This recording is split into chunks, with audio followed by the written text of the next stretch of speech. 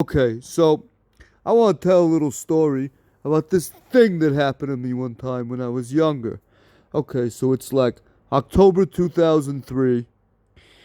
Uh, I was just getting off a shift at night from Albert's, which I just started working at a couple weeks earlier. And I started doing this thing that I used to do with my dog Shauna that I'd done with her since she was a puppy. At this point, she was 9 years old, which was to chase her around the couch in my living room. She loved this. Like we would just run around the couch over and over and over. It's like our little tradition. And I come in and, she sees me and she's just like ready for me to chase her. I'm like, all right, all right. So we start running around the couch. And I'd done this hundreds of times over the years without an issue, right? Always went off without a hitch. But unfortunately, this particular time only takes once. I was wearing these kind of baggy jeans, and as I'm running around, I trip over my pants and fall. And you know those like sliding glass door locks, right? Those plastic door locks. You press the button, it pops open, slide open like deck doors. Because we had a wooden deck in the back of the house. Yeah, one of those. I go flying into that thing, slam right into it, nose first, with all my body weight. Right? I've never been hit like that or hit anything like that in my life. I mean, I thought my face felt like I got hit by a car. I mean, it was like 120 pounds of force slamming into my nose. Yeah, and I couldn't even move. I'm just like in shock. All I could go was,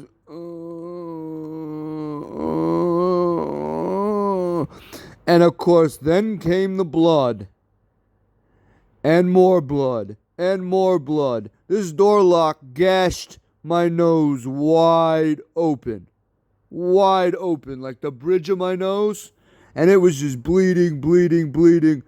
And my mom comes running into the living room, and all she sees is me face down on the carpet with like a pool of blood already under my face.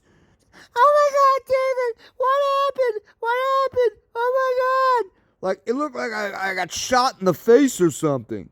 All this blood. Oh, I hit my nose. And there's just like blood just pouring out of my nose, like I said. And I mean, paper towels, nah, none of that shit worked. We needed like a full size, like beach towel to stop this bleeding. So she goes and drives me to the hospital.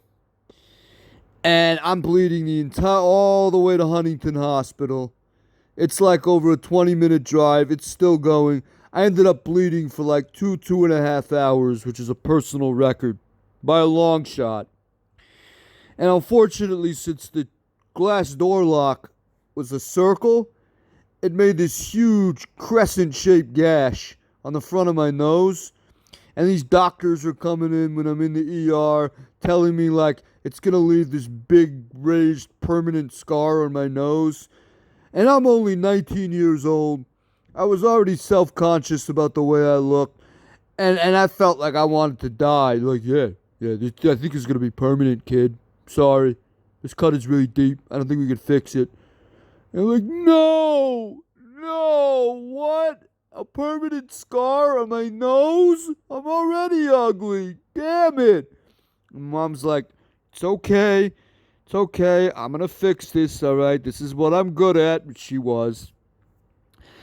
And she has the presence of mind to ask for a plastic surgeon. Okay? And thank God there was one on duty. And not only that, but it was one of the best plastic surgeons in Long Island. His name was Dr. Fuentes, Candido Fuentes.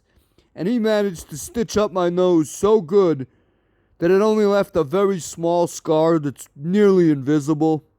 You could barely even see it today. You'd have to be looking right at me from like an inch away, and I'd probably still have to point it out to you. Almost invisible. But in the meantime, you could still see the stitches right in my nose. They're supposed to be in there for like a couple days and then they take them out. So then the next day, I go over to Rachel's house. Now, her sisters have always been kind of rude, nasty cunts who never really like me. Although I tried with them. Yeah, Brittany and Sam.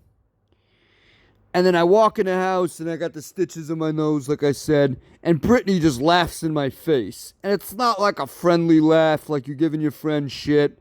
No, no, no, no. This was like trying to be mean and rude and nasty. It's like, like you look so fucking stupid. And I just kind of lost it and basically called her a cunt to her face. Now, thank God their dad Carlos wasn't home because he probably would have beat the shit out of my ass and like threw me down the front stairs. But nah, he wasn't home. And after that, he didn't speak to me for like the next 3 years. And he pretty much banned me from coming over to their house. I could only come over when he was out of town. And that was about it. Yeah. Yeah. Finally, not that long before he died, we ended up reconciling and finally talking again. But he hated me for a long time. And maybe he hated me before that. But that was just his excuse, the straw that broke the camel's back. I mean, if someone called my daughter a cunt, I'd want to fuck him up too, I get it. But still, she was definitely being one. But, yeah, so that was my little story about the time that I was chasing my dog Shauna around the couch, tripped and slammed my face into a plastic glass door lock, bled for 2 hours, and thank God I had the best plastic surgeon available to fix me up. You could barely see that scar today. What a time. What a fucking time.